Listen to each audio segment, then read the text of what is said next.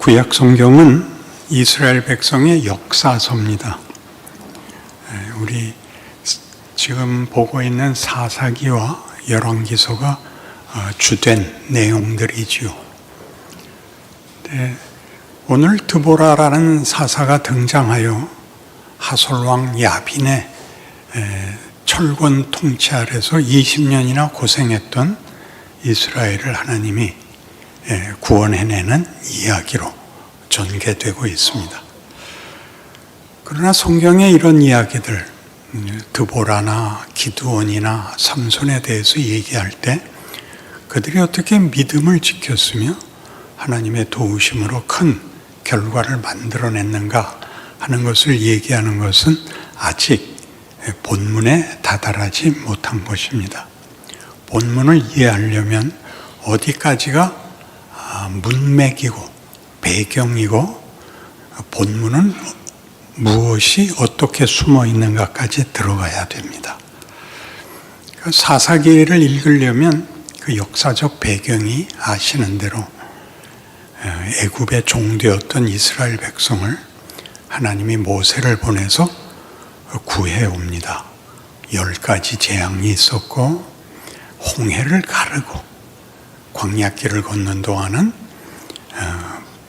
구름 기둥, 불 기둥으로 지키시고 만나를 먹이시고 메추라기를 먹이시는 끝없는 하나님의 보호와 지켜주심 속에서 약속의 땅에 이릅니다.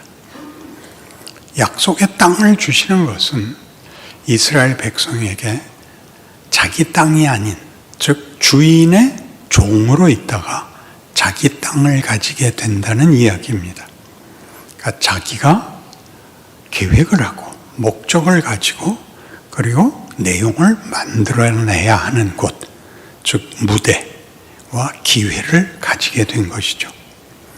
그런데 여기서 이스라엘 백성은 하나님의 백성이 가져야 되는 하나님의 뜻과 목적에 일치하는 그런 내용과 그런 현실을 살아내지 않고 그저 한 세상 살면 그만인 체념한 인생, 하나님 모르는 백성들이 택한 길을 같이 따라갑니다.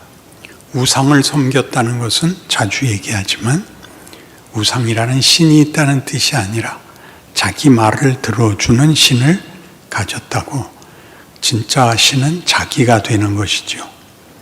그러니까 하나님께는 꼭 순종을 해야 된다 이렇게 얘기하는 것이 굴복을 하라는 뜻이 아니라 하나님의 뜻이 너희에게 최상의 최고의 결론을 만들 것이다를 믿어라, 이해해라, 납득해라 하는 것이 성경 전체에 말하는 방법이요 내용인 것입니다. 그러나 지금 오늘 드보라에서 보는 바와 같이 사사시대에는 계속되는 불순종, 이방신을 섬기는 자들과 같이 하나님 없는 백성같이 자기 멋대로 살면 하나님이 사사기를 시작하는 2장 3장에서 얘기한 것 같이 너희가 내 말을 안 들으니 내가 이방 백성을 다 쫓아내지 않고 너희 옆구리에 칼이 되게 하겠다, 가시가 되게 하겠다.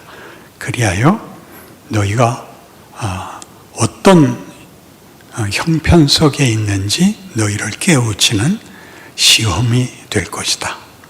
그래서 나중에 사무엘서에 가면 가장 주적이 블레셋이 되니까 지금 이 사사시대에는 더 많은 여러 부족들에게 괴로움을 당합니다. 그래서 몇십 년씩 괴로움을 당하면 이스라엘 백성이 돌아와 회개하고 하나님께 도우심을 구하면 하나님이 또 사사를 세워 그 백성을 구해주는 이야기가 반복돼서 나옵니다. 그러니까 사사기를 잘못 읽으면 이스라엘이 어려울 때 이스라엘이 회개하고 하나님께 구하면 구원을 주셨다, 이런 간단한 이야기가 아니라 구원하셔야만 되는 하나님이 왜 구원이 필요한 억울한 그리고 희망이 없는 자포자기한 인생을 만드시는가? 그래서 병 주고 약 주고 하는 식의 역사가 왜 반복되어야 하는가? 거기에 무슨 이유와 내용이 있는가? 이렇게 물어야 됩니다. 그러니까 오늘 같이 하나님이 이스라엘을 구하는 그 드보라 사사에서의 특징은 여기에는 하나님의 역사가 힘 없는 정체성의 신분의 여인들, 그러니까 드보라와 야엘 그리고 시스라의 어머니 하는 세 사람에 의해서 이 내용이 진행되고 연기되고 있습니다. 여인이란 전쟁에서는 앞에 나서면 안 되는 존재인데 이제 드보라를 얘기할 때나 또는 야엘을 얘기할 때나 꼭 이게 붙죠. 남편 이름이 붙습니다. 랍비돗의 아내 드보라, 헤벨의 아내 야엘. 이 두 사람의 역사가 남편은 뭐하고 아내가 나서야 됐단 말이냐를 감추고 있는 거죠. 감췄지만 더 역설적이게 강조가 되는 것입니다. 하나님이 이스라엘을 언제든지 구할 수 있으면서 구한 이스라엘을 왜 다시 또 팔아야 되느냐, 또 어려운 일을 당해야 되느냐 하는 문제에 이제 우리가 성경의 내용을 읽어내는 어떤 실력이 붙어야 되는 것입니다. 시편 8편을 보겠습니다. 필요한 본문이니까 함께 찾아주십시오. 시편 8편 짧은 시입니다. 1절에서 9절까지인데 함께 스크린에도 나와 있으니 함께 읽겠습니다. 여호와 우리 주여, 주의 이름이 온 땅에 어찌 그리 아름다운지요. 주의 영광이 하늘을 덮었나이다. 주의 대적으로 말미암아 어린 아이들과 젖먹이들의 입으로 권능을 세우시며 이는 원수들과 보복자들을 잠잠하게 하려 하심이니이다.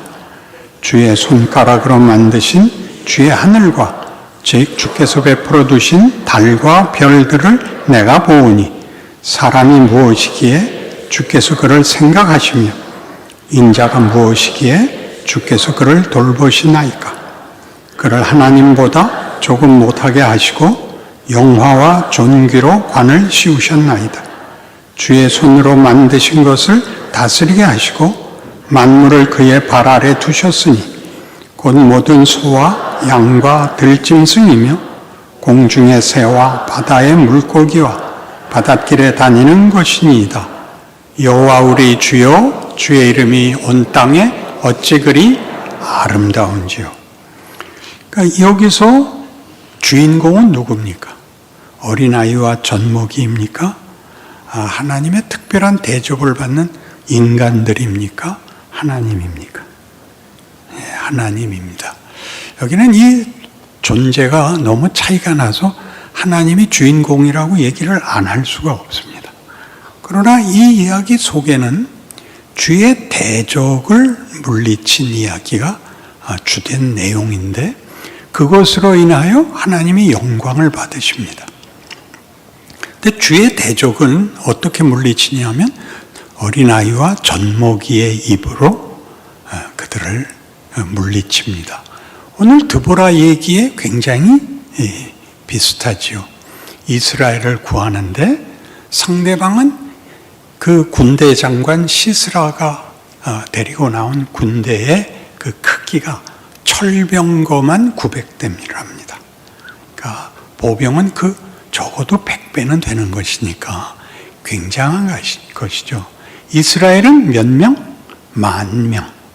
그리고 그 군대 장관은 바락인데 바락은 잘 읽으셔야지 발악이 되지 말고 바락인데 정말 발악을 합니다. 누구에게? 드보라에게. 난 못합니다. 난 못 갑니다. 당신이 안 가면 난 못 갑니다. 라는 쫄장부가 그들을 데리고 나가서 왜 이기냐 하면 하나님이 앞장서셔서 바락 앞에 여호와가 함께하여 적들을 물리쳐 진멸합니다. 그러나 마지막 가장 중요한 시스라를 죽이는 이는 도망가던 시스라가 그 야빈과 가까운 그 관계를 맺고 있는 헤벨의 집에 피난으로 들어가서 그 부인에게 자기를 숨겨달라 그러고 그 아내가 마음 놓고 주무시라고 해놓고 잠이 들자 말뚝을 가져와서 관자놀이에 놓고 망치로 박아서 굉장하죠. 우리 그 빙수 먹을 때 얼음 깨듯이 그렇게 꿰뚫어 땅에 박아버리고 맙니다. 그 여인들이 그러니까 이 시편 8편으로 얘기하면 젖먹이와 어린아이의 입으로 대적들을 물리치시고 가장 중요한 것은 우리 편 인간이 무엇이길래 이 모든 우주와 역사를 동원하여 하나님께서 관심과 그리고 목적과 모든 집념을 불태우십니까? 이렇게 되는 겁니다. 그러니까 적을 물리치면 평화가 오는 보상이 아니라 적을 물리친 것은 아주 사소한 일이고 뭐에 비해서 이제부터 하려는 일. 적을 물리친 게 다가 아니라 나를 기르는 일, 나를 만드는 일이 적을 물리친 것은 이렇게 어린아이와 젖먹이의 입으로 쫓을 수 있고 우리를 만드는 일은 지금까지의 역사와 우리 인생에서 부닥치는 모든 저 깊은 고통과 갈등과 해결할 길 없는 모든 문제들을 가지고 하나님이 일을 하신다는 거죠.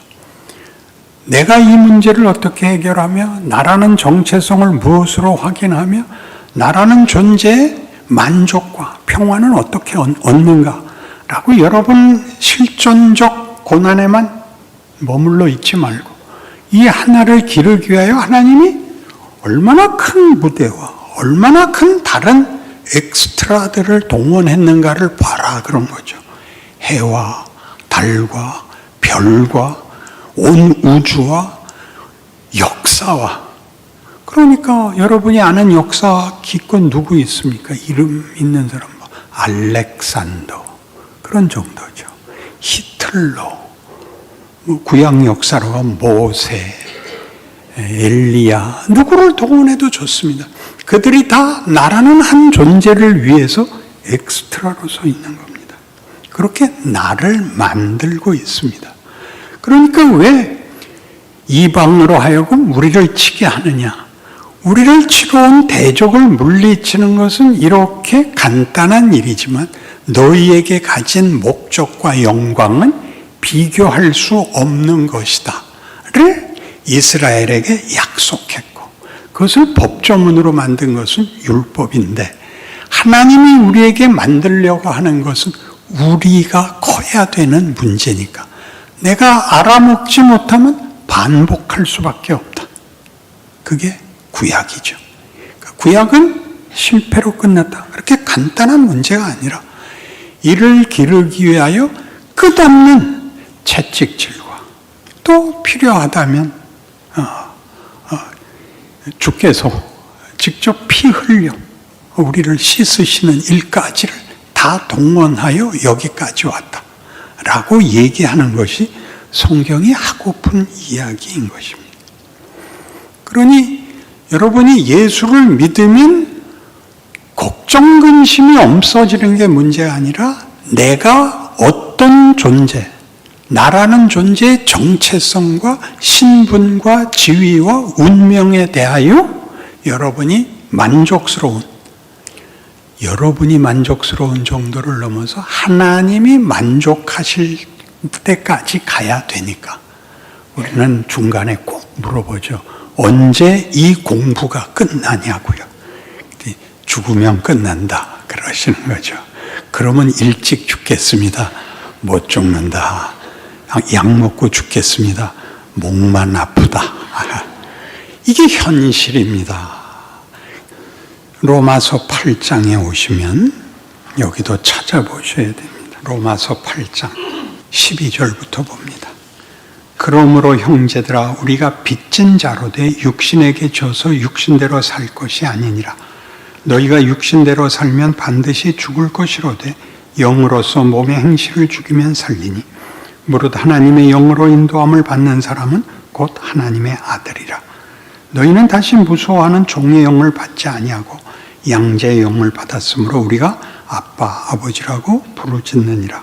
성령이 친히 우리의 영과 더불어 우리가 하나님의 자녀인 것을 증언하시나니 자녀이면 또한 상속자 곧 하나님의 상속자요 그리스도와 함께한 상속자니 우리가 그와 함께 영광을 받기 위하여 고난도 함께 받아야 할 것이니라. 기도의 응답은 여러분 고민할 게 없어지는 데가 아니라 고민이 무엇을 만들어내기 위하여 주어진 조건이냐 하는 것을 알아야 되는 것입니다. 그래서 이것과 똑같죠. 공부는 열심히 해야 되고 끈기 있게 해야 됩니다. 왜요? 자기가 한 것만큼 크니까요. 그러니까 책상을 정리하고 밤을 새도 공부는 하지 않고 있으면 밤을 샜다는 뜻은 밤새 공부를 했다를 내용으로 갖고 있어야 되는데 밤만 샜단 말이죠. 커피만 12잔 먹고. 그러니 우리 인생에서 고민을 제거해 주십시오는 기독교가 약속한 결론이 아닙니다. 너를 고단하게 만드는 것은 네가 원하는 경쟁에서의 승리를 주겠다는 뜻이 아니다. 그것은 언제든지 어린애라도 할 수 있다. 내가 그거는 후 하고 한번 바람만 불어도 제거할 수 있다. 제거할 수 없는 것은 뭐냐? 너를 만들어야 되는 과정이다. 그것은 지나가면 되는 것이 아니라 그 각각의 과정을 채워나가야 된다. 여태껏 고생한 게 뭐가 부족해서 아직도 남았습니까? 박사 과정 하자. 이렇게 된 것입니다. 그러니 싫다는 거죠. 등록금을 따블로 낼 테니까 그 기간을 줄여주십시오. 이런 걸 합의할 수는 없지 않습니까? 그럼 우리는 늘 이야기를 하게 됩니다. 그래서 지금 보시다시피 너희라는 존재의 정체성이 무엇인지 알아라가 왜 나오느냐 하면 너는 하나님의 자녀다. 자녀를 안 기르는 부모는 없다. 다른 사람에게라면 무슨 뭘 돕거나 뭘 주는 것으로 그 결과가 끝나지만 너희는 무엇을 준 것이 아니라 네가 커야 되기 때문에 부모가 늘 너를 괴롭힐 수밖에 없다. 그렇게 말하고 있는 것이죠. 그것이 복이라는 걸 아는 데에는 너무 오래 걸립니다. 여러분들이 여러분 인생에 있어서 답을 찾은 사람들의 간증을 들어보시면 그들의 간증의 대부분의 한국 교회의 수준은 그 간증이 진지하고 순진합니다.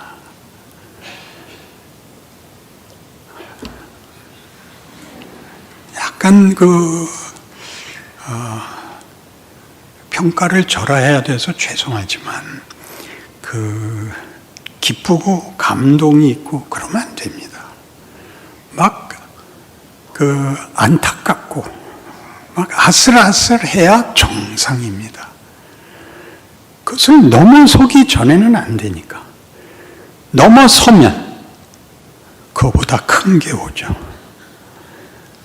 상급 학교로 진학을 해야 됩니다. 그러니까 제가 가장 좋아했던 그 과정을 겪는 과정에서 제가 제일 좋아했던 성경 구절은 나의 하나님이요 침 삼킬 동안도 놓아두시지 않는 하나님이요. 그러니까 내 고백이었습니다. 항복의 고백이 아니라 진저리가 처지는 비명이었습니다. 어쩌면 그렇게 놔두시지 않는지. 기도의 시작이 천지 만물을 지으시고 그 아들을 보내어 우리를 하나님의 자녀로 삼으신 고마우신 하나님이 아니고, 하나님 또다시 제가 악을 써야 된다 말입니까? 로 시작할 수밖에 없었는데, 따지고 보면 그런 정도로 그 아들을 십자가에 못 박는 정도로 부모가 자식을 위해서 자신을 내놓을 수 있는 정도로 우리에게 요구하는 것, 자식 이기는 부모 없다? 자식이 부모보다 못한 걸 못 본다. 이게 성경이 하고 싶은 얘기라는데, 하나님의 창조주로서 뭘 만들었느냐? 우리를 만들어 우리의 신분을 뭐라고 지목했느냐? 온 땅을 다스리라였잖아요. 하나님이 지으신 모든 것을 다스리라. 어떤 지위? 소유자의 기업을 잇는 상속자였지 않습니까? 그것이 성경이 하고 싶은 이야기입니다. 그래서 왜 반복적인 일이 일어나죠? 사사기의 반복. 아니, 이스라엘 운명의 반복까지 일어납니다. 같은 로마서 11장에 가면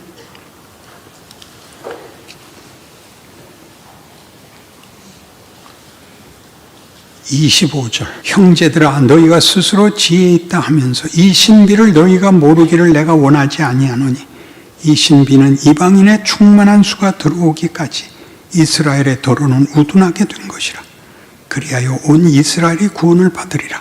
기록된 바 구원자가 시온에서 오사 야곱에게서 경건하지 않은 것을 돌이키시겠고, 내가 그들의 죄를 없이 할 때 그들에게 이루어질 내 언약이 이것이라. 함과 같으니라. 복음으로 하면 그들이 너희로 말미암아 원수된 자요, 택하심으로 하면 조상들로 말미암아 사랑을 입은 자라. 하나님의 은사와 부르심에는 후회하심이 없느니라. 너희가 전에는 하나님께 순종하지 아니하더니 이스라엘이 순종하지 아니함으로 이제 긍휼을 입었는지라. 이와 같이 이 사람들이 순종하지 아니하니 이는 너희에게 베푸시는 긍휼로 이제 그들도 긍휼을 얻게 하려 하심이라. 하나님이 모든 사람을 순종하지 아니하는 가운데 가두어 두시면 모든 사람에게 긍휼을 베풀려 하심이로다. 순종하지 아니하는데 가두어 둔다. 순종하지 않고 어디로 갔다고요? 자기 주장대로 갔다고요. 자기 주장대로 가면, 하나님이 하자고 하는 길 아닌 길을 가면 불순종이 되는 거죠. 그러면 우리에게는 순종했다, 불순종했다가 하나의 윤리와 도덕으로서 작용을 해서 난 순종했어, 난 순종하지 않았어, 이렇게 비교가 되는데, 그게 아니라 하나님이 하자는 걸 하지 않고 자기가 만들려는 걸 갖기 때문에 무슨 꼴을 받냐? 우리의 한계를 받다는 거죠. 이 길로 가는 걸 왜 놔뒀냐? 왜 사사기에서 이스라엘이 이방 민족에게 어려움을 겪어야 하느냐? 그들이 택한 길은 결국 생존 경쟁이고 폭력 이외에 아무것도 아니라는 걸 보여주는 것이죠.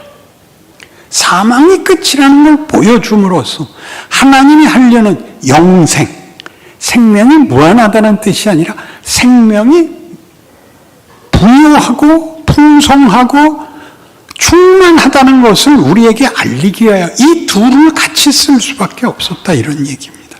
그래서 그것을 역사 속에서는 이스라엘의 민족을 놓고 보자면 이스라엘에게 그 많은 기회와 과정을 줬으나 저들이 실패합니다.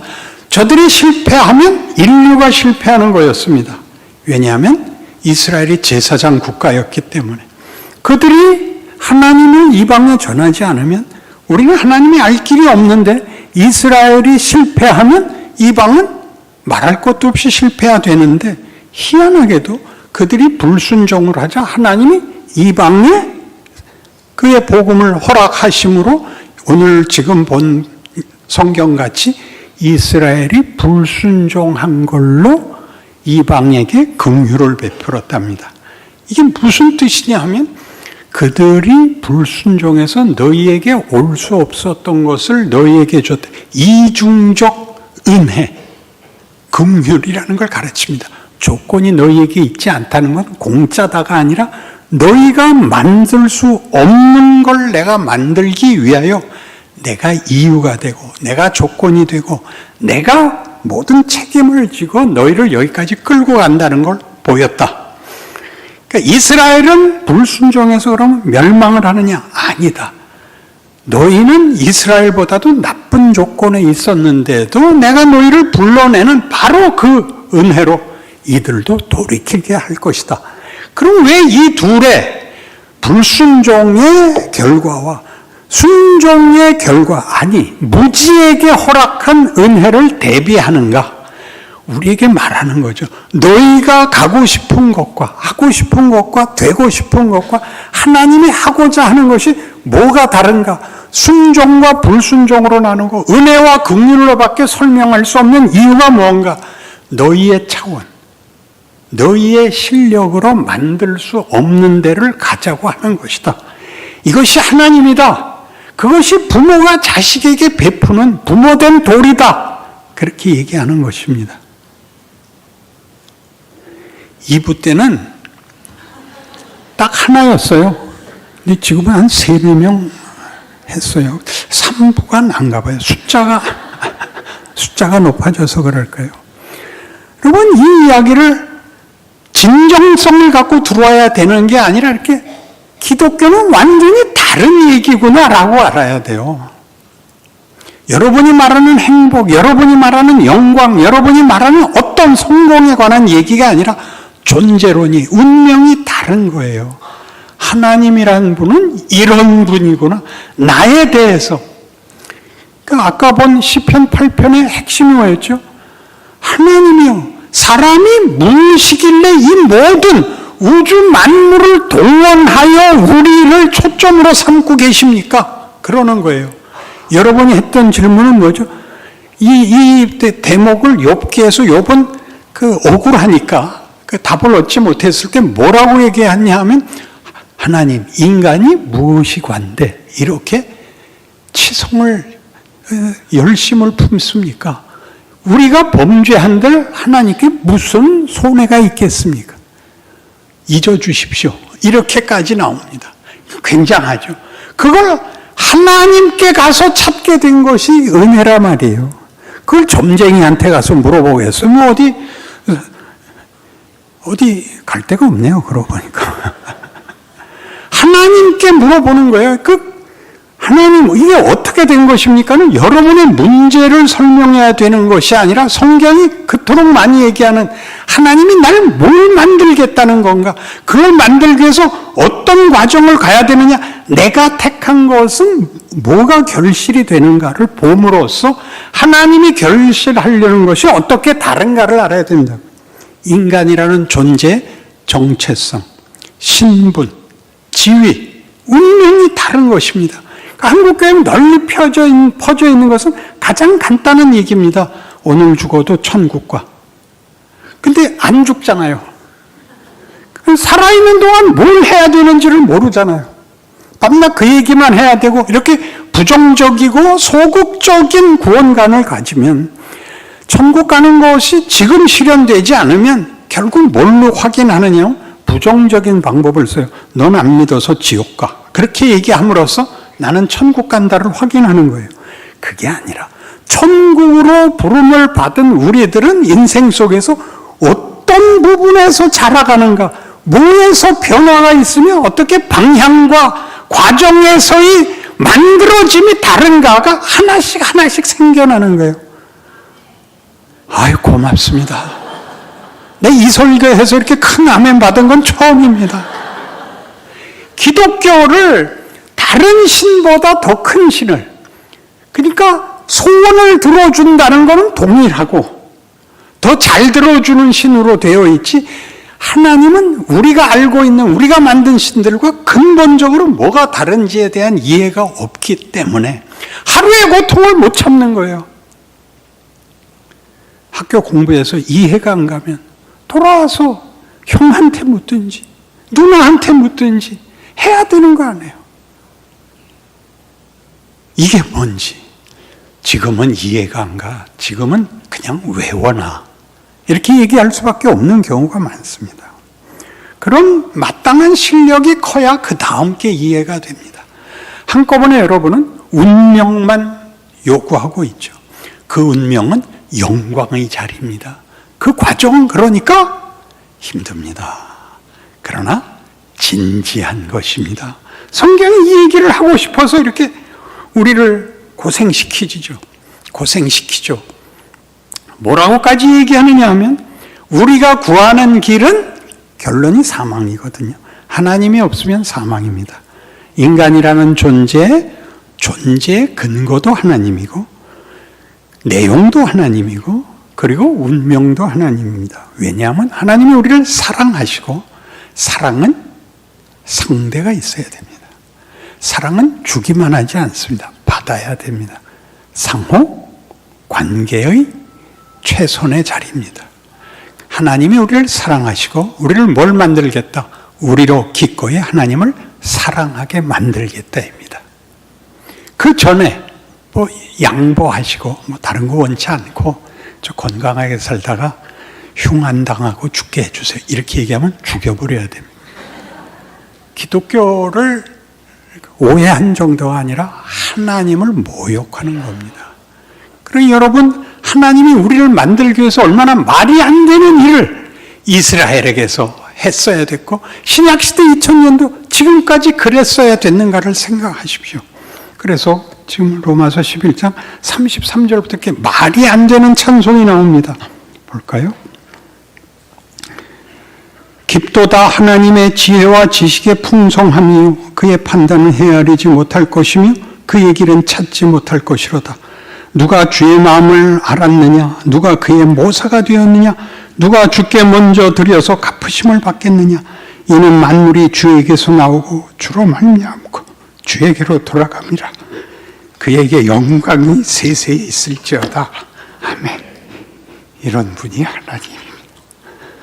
여러분과 제가 얻게 된 지위고 운명이고 현실이며 현실에서 우리가 살아볼 수 있는 진실입니다. 여러분 하나가 있으므로 여러분이 있는 그 자리에 주께서 함께하사 모든 어두움을 빛으로 비추고 모든 못난 것들 앞에 소망이 되고 기적이 된다는 사실을 기억하고 여러분의 현실을 기쁨으로 살아내신 주의 은혜를 입은 충성된 종들이 되시기를 바랍니다. 기도하십시다. 하나님 아버지, 우리의 못난 것을 고백합니다. 징징거리는 것이 아니라 힘써 따르겠노라 결심합니다. 붙들어 주옵소서. 더 많이 때려주시고 구중해 주시옵소서. 영광의 자리로 하나님의 찬송의 영광이 되기까지 충성과 인내와 그리고 모든 것을 바치는 고백을 받아 주옵소서. 예수님 이름으로 기도합니다.